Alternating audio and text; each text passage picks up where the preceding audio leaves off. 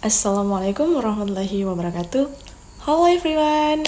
Di sini saya akan menjelaskan materi dari mata kuliah Sistem Informasi Manajemen, but I want to introduce myself. My name is Diar Stantiar Soleman. Oke, di sini saya akan menjelaskan 3 subpokok dalam pembahasan kali ini. Yang pertama ada organisasi dan sistem informasi. Yang kedua, pengaruh sistem informasi pada organisasi dan bisnis. Yang ketiga, penggunaan sistem informasi untuk keunggulan kompetitif. Materi yang pertama, organisasi dan sistem informasi. Apa itu organisasi dan sistem informasi? Sistem informasi dibangun oleh manajer untuk melayani kepentingan perusahaan, proses bisnis, budaya organisasi, tujuan, pilihan, dan gaya kepemimpinan mempengaruhi jenis sistem informasi yang akan dibangun. Next, organisasi. Apa itu organisasi? Organisasi merupakan birokrasi dengan pembagian tenaga kerja dan spesialisasi dengan jelas. Organisasi mengatur spesialis pada hierarki wewenang, di mana setiap orang bertanggung jawab terhadap apa yang dikerjakan dibatasi oleh peraturan atau prosedur tertentu. Next, struktur organisasi. Yang pertama, semua organisasi memiliki bentuk atau struktur. Yang kedua, pada perusahaan wirausaha kecil akan sering menemukan sistem yang dirancang dengan baik, yang dikembangkan terburu-buru. Yang ketiga, pada perusahaan multidivisi yang besar akan sering menemukan bahwa tidak terdapat satu sistem informasi tunggal yang terintegrasi, tetapi justru setiap divisi memiliki perangkat sistem informasinya sendiri. Ciri-ciri organisasi. Ada beberapa ciri-ciri organisasi, yaitu yang pertama, rutinitas dan proses bisnis, yang kedua, politik organisasi, yang ketiga, budaya organisasi, yang keempat, lingkungan organisasi, yang kelima, struktur organisasi. Next, hubungan organisasi dengan teknologi informasi. Yang pertama, perubahan teknologi membutuhkan perubahan pada siapa yang memiliki dan mengendalikan informasi. Yang kedua, definisi teknis dan perilaku organisasi. Teknis menunjukkan bagaimana persaingan antar perusahaan dengan menggabungkan modal tenaga kerja dengan teknologi informasi. Next, dampak SI atau sistem informasi terhadap bisnis dan perusahaan. SI atau sistem informasi telah menjadi alat yang integral, online, dan interaktif yang sangat terlibat pada kegiatan operasional suatu organisasi. Yang pertama, dampak ekonomi. Teknologi sistem informasi dapat dilihat sebagai faktor produksi yang dapat digantikan dengan modal dan tenaga kerja tradisional. Yang kedua, dampak organisasi dan perilaku. Teori yang berdasarkan sosiologi dari organisasi yang rumit juga memberikan beberapa pengertian mengenai bagaimana dan mengapa perusahaan berubah dengan penerapan aplikasi teknologi informasi yang baru. Second materi, pengaruh sistem informasi pada organisasi dan bisnis. Yang pertama, pengaruh sistem informasi pada organisasi dan bisnis. Sistem informasi atau SI adalah kombinasi dari teknologi informasi dan aktivitas orang menggunakan teknologi itu untuk mendukung operasi dan manajemen. Dalam arti yang luas, istilah sistem informasi yang sering digunakan merujuk kepada interaksi antara orang, data, dan teknologi. Next, informasi. Yang pertama, sistem pengolahan transaksi adalah mencatat kegiatan rutin harian pada usaha yang dilakukan.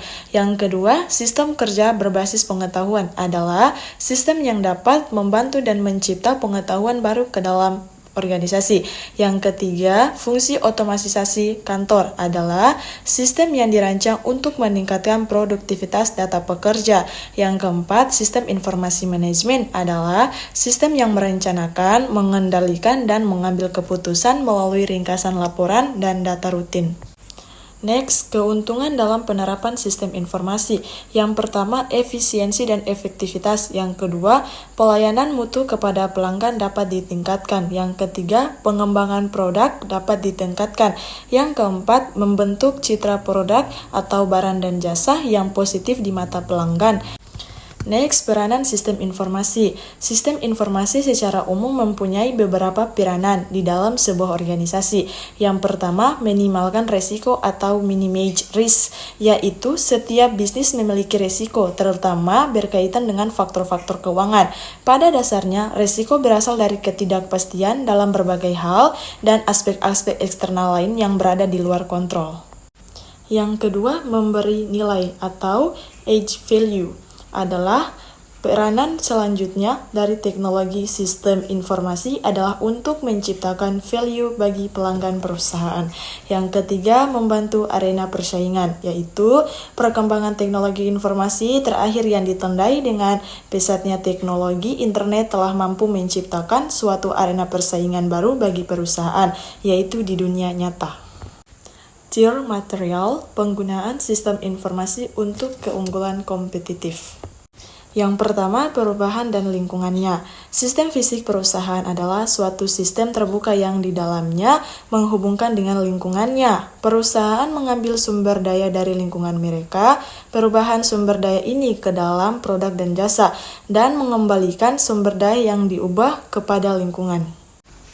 Next, arus sumber daya lingkungan. Perusahaan terhubung dengan elemen lingkungannya melalui arus sumber daya, di antaranya yang pertama arus informasi dari pelanggan, yang kedua arus material ke pelanggan, yang ketiga arus uang ke pemilikan saham, yang keempat arus mesin dari penyedia, yang kelima arus manusia dari penyedia, yang keenam komunitas global dan persatuan tenaga kerja.